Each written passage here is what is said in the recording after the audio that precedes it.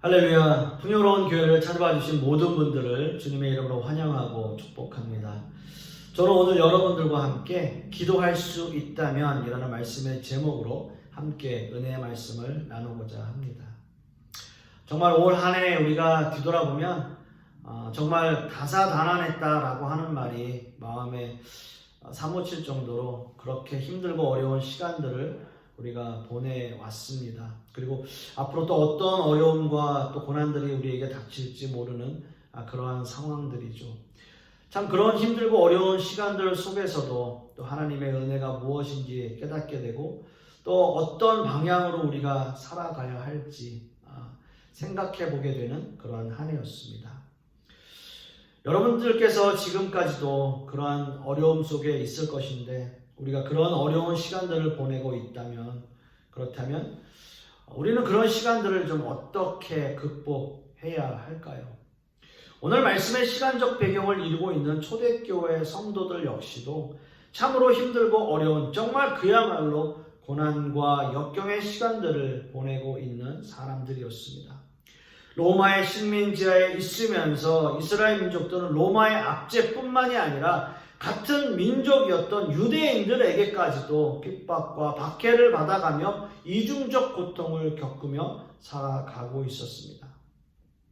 그리고 이방인의 사도였던 바울 사도에 의해서 많은 이방인들이 기독교로 개종을 하면서 그들에 대한 편견과 박해로 그들 역시도 신앙을 지켜나가는데 어려움을 겪고 있었던 거죠. 과연 그 당시의 초대교회 성도들은 어떻게 그 시련의 시간들을 견뎌내며 그들이 생존할 수 있었을까요? 이렇게 힘들고 어려운 시간을 보내고 있는 성도들을 위로하기 위해서 바울 사도는 편지를 쓰고 있습니다. 하지만 바울 사도 역시 편지를 쓰는 장소가 아주 편안하고 안락한 정말 의자가 있고 책상이 있는 어떤 그러한 자신의 방에서 쓰는 것이 아니라 현실적으로 힘들고 어렵고 어둡고 캄캄한 그런 감옥에서 쓰고 있다는 사실이죠. 바울 사도는 자신이 어떤 그 처지 역시도 힘들고 어려운 상황이었음에도 불구하고 오히려 자신 때문에 더 힘들어할 수 있는 교회 성도들에게 편지를 쓰면서 그들에게 위로의 말을 전하고 있는 것입니다. 바울 사도는 이렇게 전 우주적 교회의 탄생을 선포하면서 지금 에베소 교인들이 섬기고 있는 그 공동체가 그저 우연히 만들어진 것이 아니라 모든 우주 만물을 창조하신 하나님께서 이미 창세전에 계획하셨고 그 아들 예수 그리스도를 이 땅에 보내셔서 십자가에 달려 죽으시기까지 우리를 사랑하신 그 사랑으로 말미암아 세워진 것이 바로 지금 너희들이 섬기고 있는 교회이다 라는 선포를 합니다.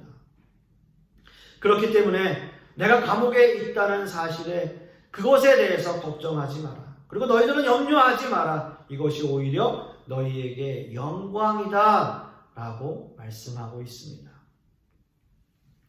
이렇게 바울 사도와 에베소 성도들 그리고 어떻게 보면 지금 많은 시련 가운데 믿음을 지키고 있는 초대교회 성도들이 그 모든 어려움을 이겨낼 수 있는 그 힘의 원천은 과연 어디에 있을까요?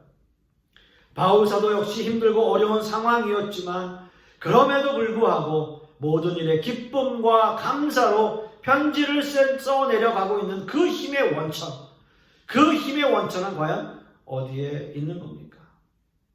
그렇습니다, 여러분.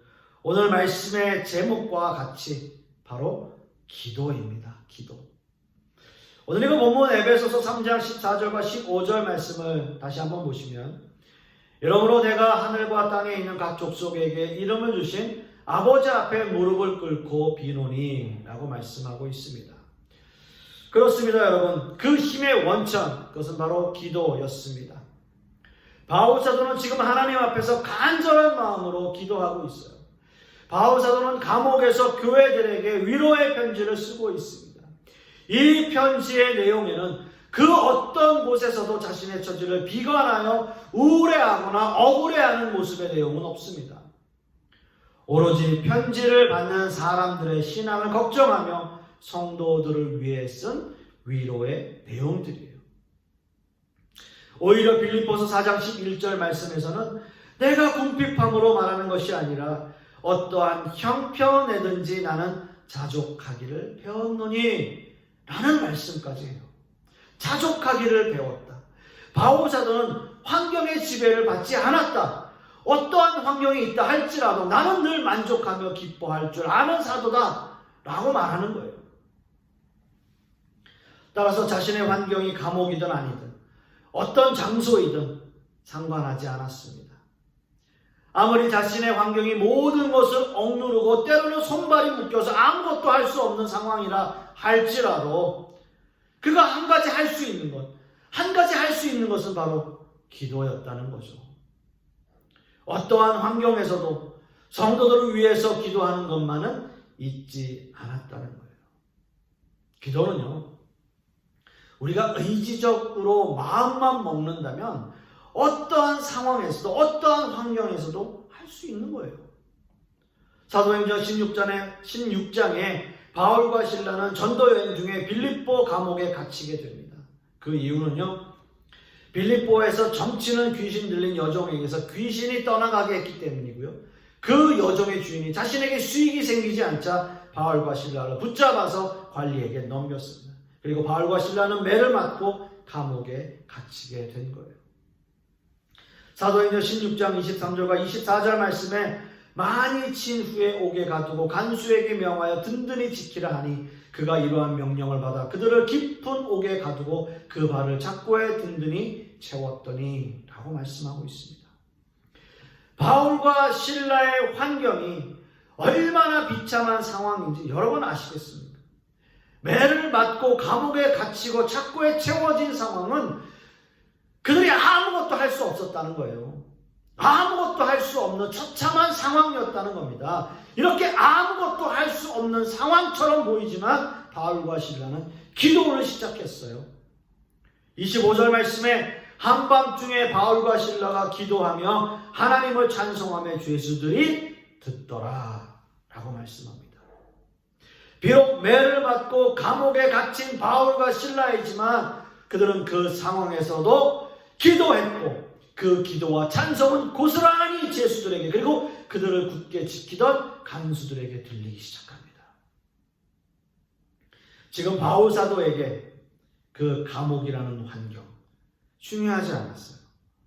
오히려 이런 환경에서 기도는 더 강력한 힘을 발휘하게 되는지도 모르겠어요. 결국 바울과 실라가 감옥에 있는 동안 그들을 지키는 간수가 회개하고 하나님의 자녀가 되는 놀라운 기적을 경험하게 되는 거예요. 사랑하는 성도 여러분, 기도는 환경에 따라 하는 것 아닙니다. 기도는 좋은 환경에서 편안한 상태에서만 하는 것이 아니라 기도는 어떤 환경에 있다 할지라도 하는 거예요. 하는 거예요. 기도를 할 수 있잖아요, 여러분. 사랑하는 성도 여러분, 우리 신앙인들에게 기도는 어떤 의미에서 본다면 최고의 무기일 거예요. 기도할 수만 있다면 우리는 모든 무기를 다 사용하고 있는 것이나 다름없어요. 아무것도 할 수 없을 때, 나의 환경이 모든 것을 가로막고 아무것도 할 수 없을 때 여러분 기도하십시오. 기도할 수 있다면, 어떤 상황에서도 기도할 수 있다면 우리는 모든 승리를 얻을 수 있다는 거죠. 또 한 가지 바울 사도의 기도에서 우리가 배울 수 있는 것은 바로 기도의 자세입니다. 오늘 그 본문 15절 하반절 말씀을 보시면 무릎을 꿇고 비노니 라는 말씀이 있어요. 그때 당시에 기도하는 유대인들의 기도의 자세는 몇 가지가 있습니다. 완전히 엎드리는 자세가 있고요. 또 서서 하는 기도의 자세도 있어요. 오늘 말씀에서처럼 무릎을 꿇는 자세도 있습니다. 무릎을 꿇는다는 것은 매우 간절한 기도의 자세입니다. 예수님이 잡히시던 날 밤 무릎을 꿇고 간절히 기도하셨던 겟세마네 동산의 기도는 아마도 너무나 간절한 기도의 모습, 정말 그 간절함의 최고의 모습이 아닐까 생각해 봅니다. 아무리 하나님의 아들로 이 땅에 오셨지만 완전한 사람의 모습으로 이 땅에 오신 그 예수님이 십자가형을 몇 시간 앞두고 있다라고 하는 것, 그 심정은 이루 말로 표현할 수 없는 상황인 거죠. 여러분, 십자가가 뭡니까? 사람을 죽이는 데 있어서 모든 고통을 죽을 때까지 느끼며 죽는 것이 바로 십자가형이에요. 그 죽음 이후에는 동물이나 새에 의해서 그 시신이 훼손되어지는 이중의 형벌을 받게 되는 것, 그게 바로 십자가예요. 또 사람이 땅에서 들려서 죽임을 당한다라고 하는 것은 사람이 하늘과 땅으로부터도 저주를 받았다라고 하는 것을 의미하는 것이 십자가 형벌입니다. 이런 의미를 예수님이 모르실 리 없죠. 그래서 예수님은 간절한 심정으로 하나님 앞에 무릎을 꿇고 기도하는 거예요. 마가복음 22장 44절 말씀에 예수께서 힘쓰고 애써 더욱 간절히 기도하시니 땀이 땅에 떨어지는 핏방울 같이 되더라. 여러분, 예수님의 이 모습이 여러분 얼마나 간절하게 느껴지십니까? 예수님의 땀이 땅에 떨어지는 핏방울 같이 보였다라고 하는 것, 여러분, 이것이 얼마나 간절한 기도였겠어요? 예수님은 이렇게 무릎을 꿇고 간절히 하나님 앞에 기도하고 있습니다. 무릎을 꿇고 기도한다는 것은 단순히 우리가 기도하는 모습을 말하고 있는 것이 아니라 어떤 형식에 얽매여서 꼭 무릎을 꿇어야 된다라고 어떤 기도의 형식을 말하는 것이 아니라 무릎을 꿇고 기도하는 것은 하나님 앞에 겸손한 마음을 표현하고 있다라고 하는 거죠. 예수님의 비유 가운데 바리새인과 세리의 기도에 대한 비유가 있습니다. 이 두 사람의 기도에서 중요한 포인트는 기도하는 자세에 있지 않습니다. 바리새인은 이렇게 기도하죠. 율법을 다 지켰고 금식도 했고 소득의 11조를 내며 도색하지 않고 나는 불의하지 않았습니다. 간음하지 않았습니다. 라고 기도해요. 그러나 세리는 어떻습니까? 세리의 모습은 로마의 권력을 등에 업고 백성의 피를 빨아먹는, 그래서 그렇게 자신의 부를 축적하는 사람들이 바로 세리예요. 그렇기 때문에 일반적인 눈으로 바라본다면 바리새인의 기도가 더 의로운 기도처럼 생각될 수 있지만 바리새인의 기도에는 진실한 마음이 없고요, 진실한 회개도 없었어요. 오로지 자신의 의의를 많은 사람들에게 드러내고 싶은 욕망만 있을 뿐이에요. 그러나 세리의 기도는 달랐습니다. 물론 정말 그 당시에 죄인이었고 그 백성들에게는 피를 빨아먹는 그러한 모습들의 사람들이었지만 예수님께서 비유로 말씀하시는 그 세리의 기도는 달랐어요. 오히려 멀리 있어서 감히 얼굴도 들지 못하고 자신의 죄를 고백하며 진실한 마음으로 회개하고 있는 세리의 기도는 진정한 겸손의 기도였어요. 자신을 철저히 낮추는 무릎 꿇는 기도였습니다.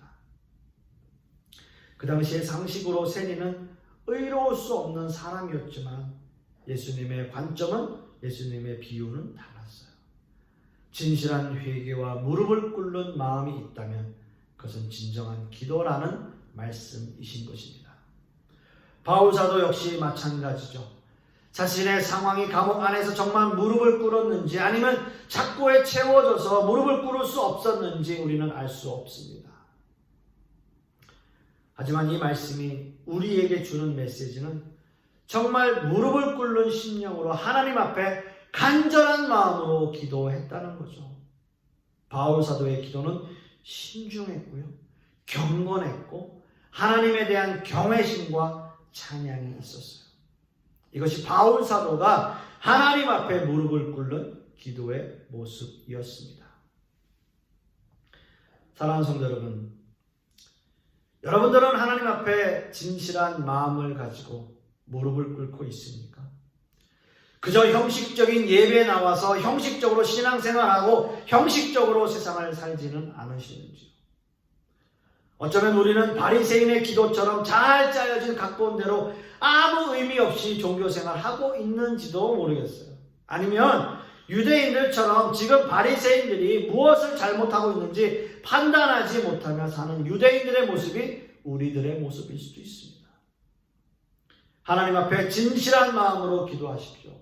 진정한 회개가 있고 진정한 믿음과 신앙을 가지고 하나님 앞에 무릎을 꿇을 수 있는 저와 여러분들의 모습이 되실 수 있기를 간절히 소망합니다. 마지막으로 그래서 오늘 읽은 본문 14절과 15절 말씀을 다시 보시면 하늘과 땅에 있는 각 족속에게 이름을 주신 하나님 앞에 라고 말씀하고 있습니다. 우리는 기도함에 있어서 우리의 기도의 대상이 누구인지가 너무나 중요합니다. 오늘 이 말씀에서 하늘과 땅에 있는 각 족속에게 이름을 주신이라는 말씀의 의미는 세상의 모든 만물의 기원이 하나님이라는 의미예요. 하나님은 우리의 기원이시며 하나님은 하늘과 땅의 모든 것의 원천이십니다. 모든 만물이 하나님으로부터 창조되었고 이 세상에 존재하는 모든 것이 하나님에 의해서 만들어졌어요. 그런 의미에서 우리에게 이름을 주셨다는 의미는 창조주이신 하나님이 우리와 인격적인 관계를 가지셨다는 의미입니다. 여러분 한번 생각해 보세요. 아무 상관도 없는 남의 자식을 보고 내가 그 이름 지어주겠다라고 하면 그 자녀의 부모가 어떻게 생각할까요? 저 사람 이상한 사람인데. 여러분 이상한 사람 취급하지 않겠습니까? 그리고 내가 낳은 자식의 이름을 누군가가 함부로 짓는다라고 하는 것은 있을 수 없잖아요. 이름의 의미를 잘 생각하고 어떤 사람이 앞으로 되는 것이 정말 좋겠다라고 생각하고 이름을 신중하게 짓는 거죠. 인격적인 교제, 서로 인격적으로 교제가 있지 않으면 쉽지 않다는 거예요. 우리는 이렇게 모든 만물을 창조하시고 우리에게 이름을 주시며 우리와 인격적인 만남을 원하시는 하나님께 기도하고 있습니다. 이 기도는 그저 헛되이 드리는 기도가 아니라는 거죠. 어떤 형식적으로 아무 의미 없이 드리는 기도가 아니라 진정한 마음으로 무릎 꿇는 심령으로 우리의 전심을 다하여 간절한 마음으로 기도하는 거예요. 그러한 기도의 의미입니다. 하나님이 누구신지 알고 우리의 기도를 들어주시는 하나님이 나와 인격적인 관계를 맺으시며 전능하신 하나님이 우리의 모든 것들을 알고 해결해 주신다는 믿음을 가지고 기도하는 거예요. 찰스 스탠리 목사님이 쓰신 하나님의 음성을 듣는 법이라는 책을 저는 예전에 한번 읽은 적이 있습니다. 어떻게 하나님의 음성을 더 정확하게 확실히 들을 수 있을까라는 생각을 하면서 이 책을 읽었는데요. 결국은 하나님의 음성을 듣는 법, 그 법보다는 어떻게 우리가 기도하고 어떻게 하나님의 메시지를 분별하는가라는 것의 지침서였어요. 하나님은 여러 방법으로 우리에게 역사하시는데 그 중에 한 가지가 우리의 환경을 통해서 우리에게 말씀하신다는 거예요. 힘들고 어려운 상황을 통해서 우리에게 말씀하시고자 하는 하나님의 음성이 있습니다. 하지만 중요한 것은 하나님은 이런 상황을 통해서 하나님의 자녀들과 더 깊은 대화를 나누시길 원하신다는 거죠. 그 대화가 바로 기도라는 거예요. 기도는 우리의 모든 것을 바꿉니다. 우리는 때로는 어려운 환경에서 기도할 때 그 환경이 변하지 않았어도 마음의 평안을 누렸던 것을 경험했던 일도 있습니다. 환경은 변하지 않았지만 우리의 마음이 하나님과의 깊은 대화를 통해서 평안과 위로를 얻게 된 결과라는 거죠. 그것은 간절한 기도에서 찾을 수 있습니다. 사랑하는 성도 여러분, 만일 어떠한 어려운 환경과 상황이 우리에게 닥친다 할지라도 우리가 기도할 수 있다면 그것은 우리가 모든 것을 할 수 있다는 의미입니다. 여러분, 그런 상황 앞에서 우리는 간절한 마음으로 기도하고 주님 앞에 무릎 꿇는 심령으로 기도하는 저와 여러분 되실 수 있기를 간절히 소망하겠습니다. 기도하겠습니다. 아버지 하나님 감사합니다. 오늘 말씀을 통해서 기도가 무엇인지 또 어떻게 하나님 앞에 기도해야 하는지 다시 한번 생각하게 되는 시간입니다. 간절히 소망하기는 우리가 어떠한 어려운 환경과 어려움과 고난과 역경이 우리에게 있다 할지라도 우리가 기도할 수 있다면 우리는 모든 것을 하고 있다는 뜻입니다. 그러므로 주님 앞에 간절한 마음으로 기도하게 하여 주시옵시고 우리의 모든 것을 주관하시고 또 들어주시고 우리의 삶을 인도하시는 하나님께 간절한 마음으로 무릎 꿇는 우리 모든 성도님들 되게 하여 주시옵소서. 주님 감사드리며 예수 그리스도 이름 받들어 기도드렸사옵나이다. 아멘.